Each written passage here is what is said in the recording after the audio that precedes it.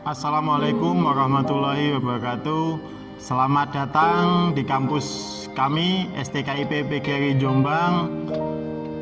Hari ini saya diberi amanah untuk memberikan arahan terkait dengan program studi pendidikan jasmani.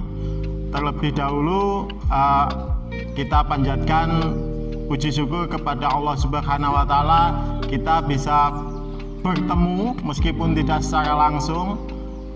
Kemudian sholawat serta salam semoga tetap tercurahkan kepada Nabi Muhammad SAW. Oke, hari ini terkait dengan materi yang akan saya sampaikan, program studi pendidikan jasmani. Sebelumnya saya beri judul wawasan dan tantangan demi mewujudkan merdeka belajar menuju mahasiswa mandiri dan produktif. Perkenalkan, saya Basuki, Kaprodi Pendidikan Jasmani. Ya, di sini kalau kita melihat pesan dari Bapak Jokowi, saya berharap pendidikan tinggi menjadi penopang ekosistem nasional dalam menanggapi resolusi industri 4.0.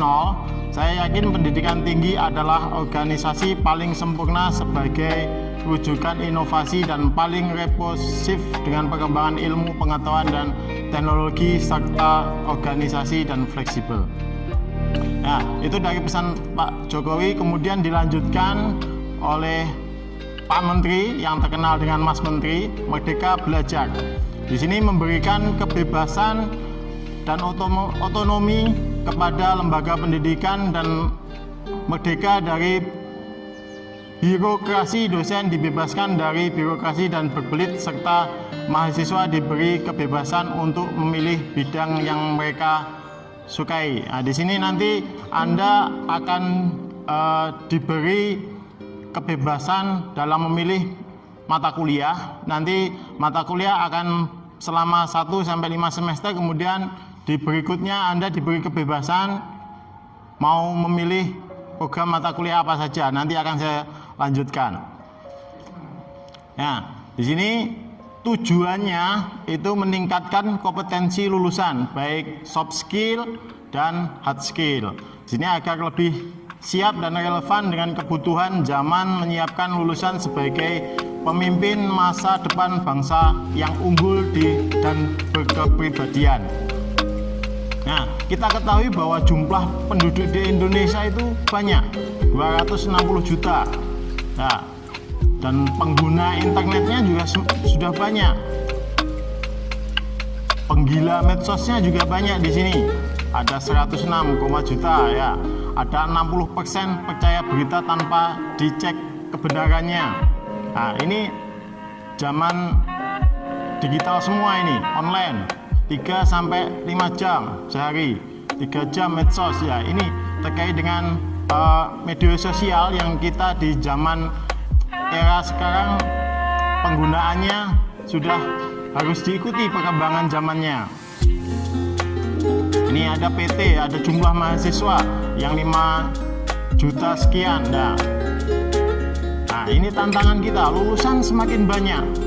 Program studi pendidikan jasmani setiap tahun lulusannya juga semakin banyak. Nah, ini kenapa Mas Menteri memunculkan Merdeka Belajar? Salah satunya ini untuk meningkatkan daya saing Indonesia yang peringkatnya Indonesia masih di tingkat 36. Ya, daya saingnya di sini. Nah, ini perlu perubahan.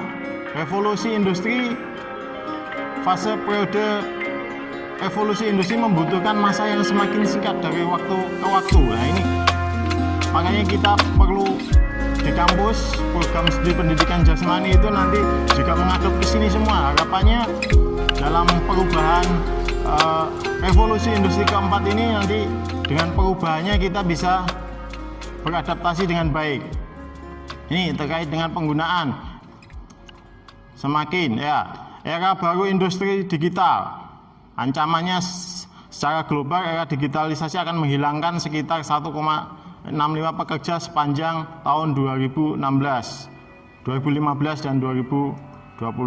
Nah, ini banyak semakin keterampilan kualitas sangat dibutuhkan di sini dengan perubahan. Nah, nanti sampean semua jadi mahasiswa lulus itu tidak dijamin akan dapat bekerja.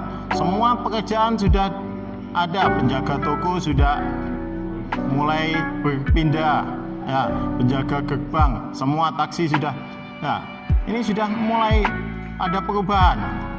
Kemudian tingkat pengangguran juga semakin bertambah. Ya. Akan tetapi di sini tidak serta-merta bahwa pengangguran itu dengan jumlah yang semakin bertambah.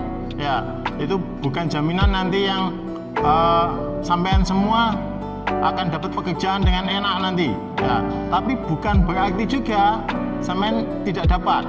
Ya, jadi sampean di sini diberikan digembleng untuk siap di era kedepannya. Ini keterampilan yang nanti diharapkan sampean memunculkan di sini nanti ketika proses pembelajaran. Ya, sekilas saja nanti kita lanjutkan.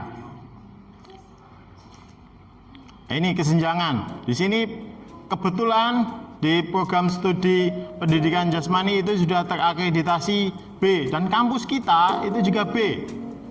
Kalau dibanding yang lainnya, kita sudah bisa bersaing dengan PTN-PTN di Indonesia.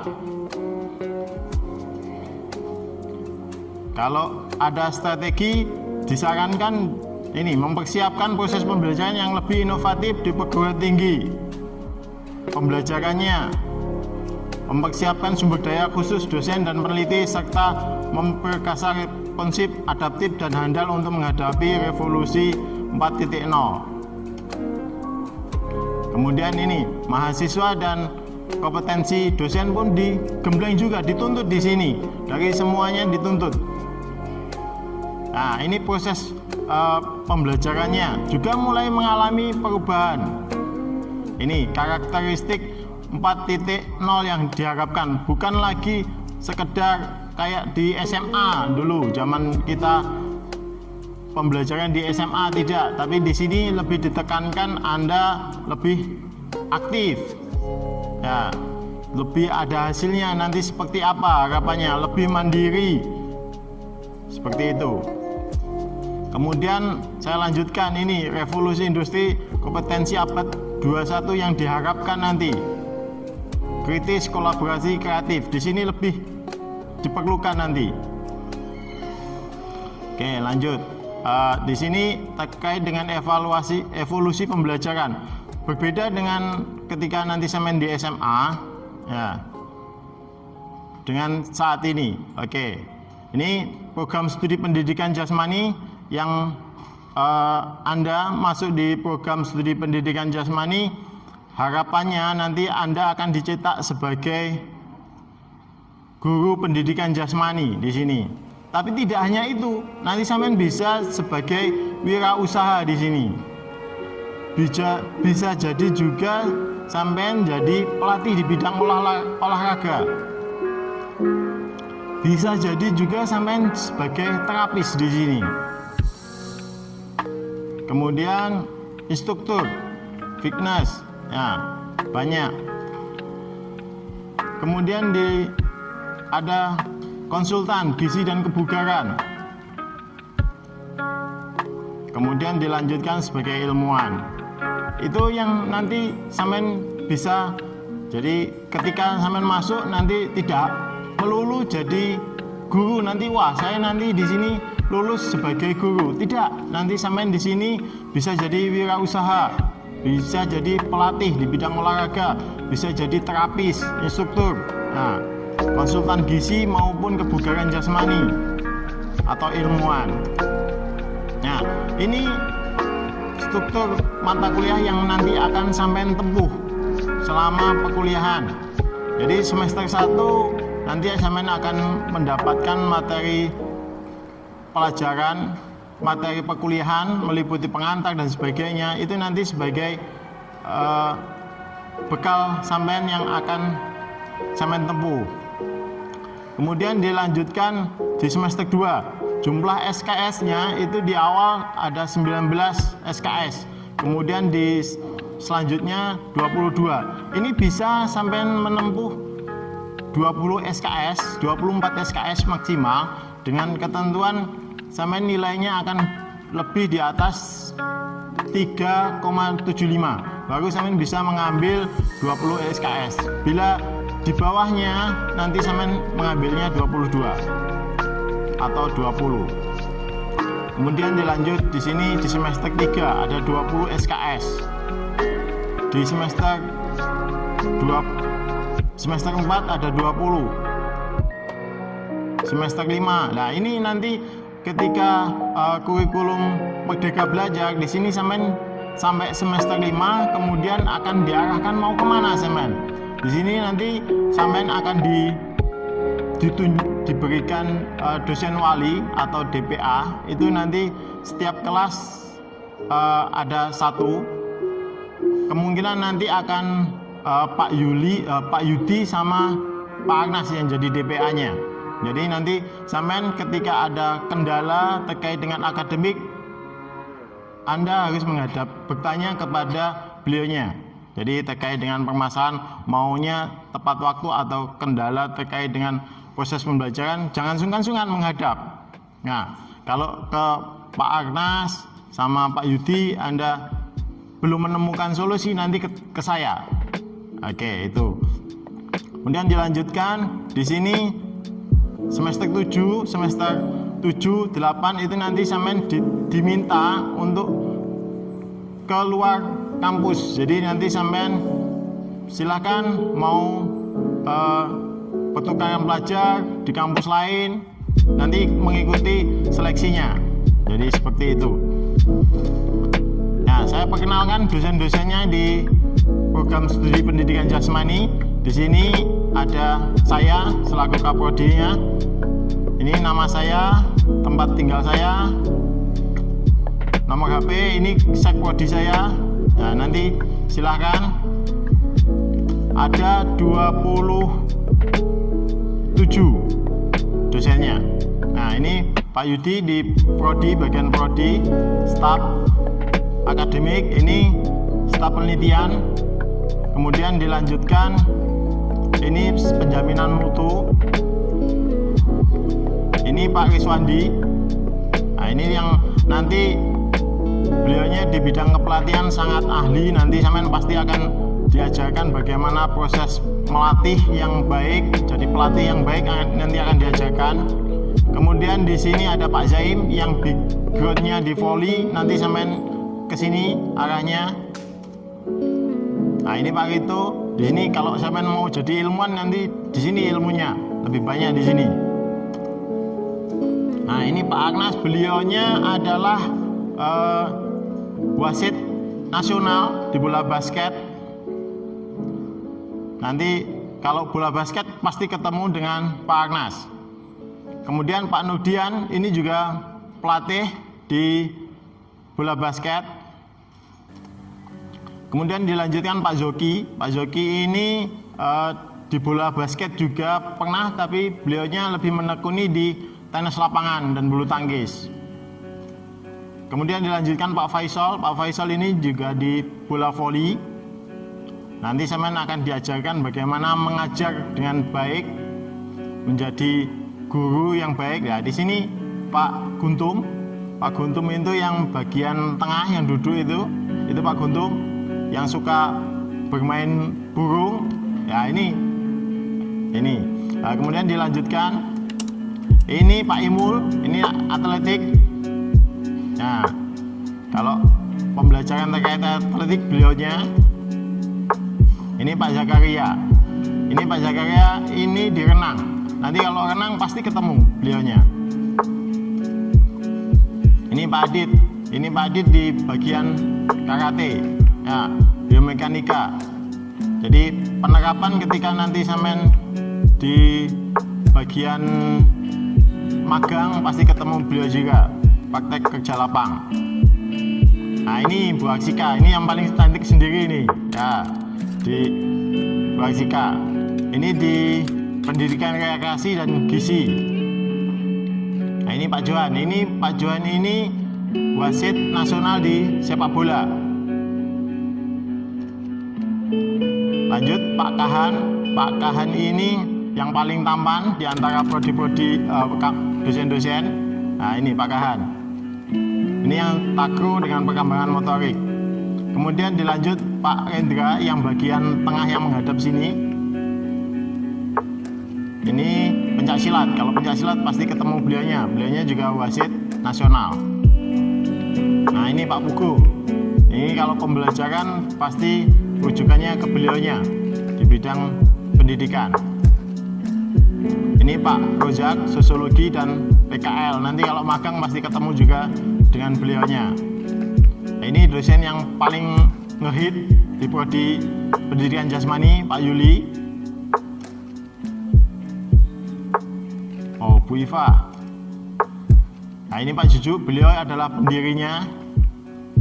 pendiri program studi pendidikan jasmani.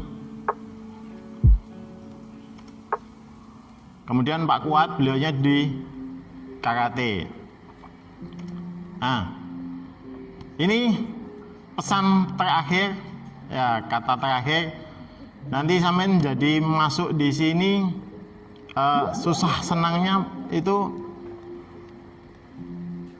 derita nih sampean jadi mahasiswa mengikuti karakternya dosen-dosen itu akan sampean lihat nanti ketika sampean lulus. Sampean berhasilnya itu ketika sudah lulus nanti akan terbayar setelah lulus.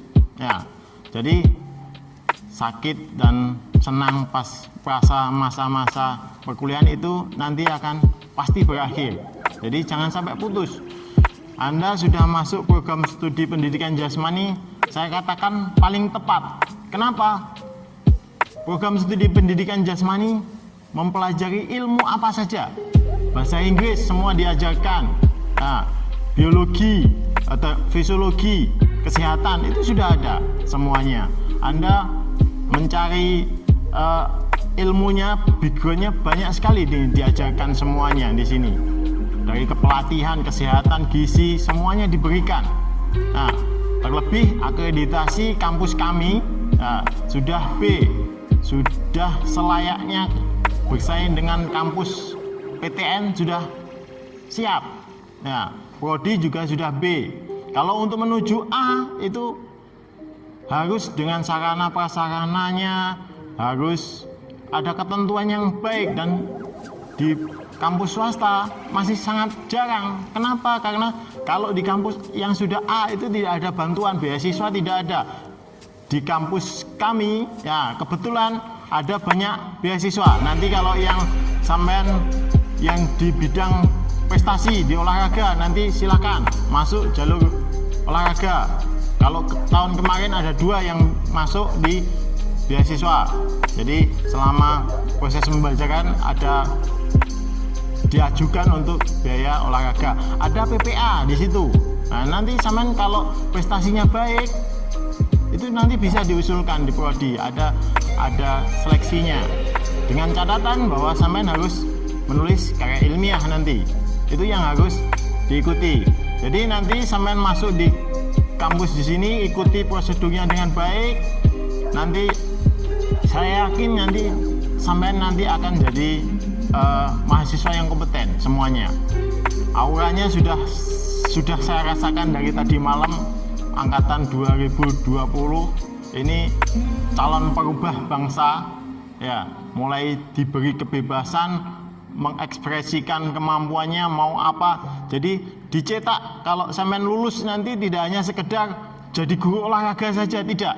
Sampean akan dibekali sebagai wirausaha, punya mental wirausaha, punya kemampuan di bidang melatih, nah, punya kemampuan di bidang instruktur, mau jadi konsultan, itu nanti sampean akan diberikan. Ya, nanti silahkan jangan sungkan-sungkan ketemu saya selaku Kaprodi. Ibarat kata di sebuah keluarga saya adalah bapaknya dan dosen-dosen adalah ibunya. Jadi jangan sungkan apabila ketemu dosen-dosennya, ya silahkan tegur sapa, ya.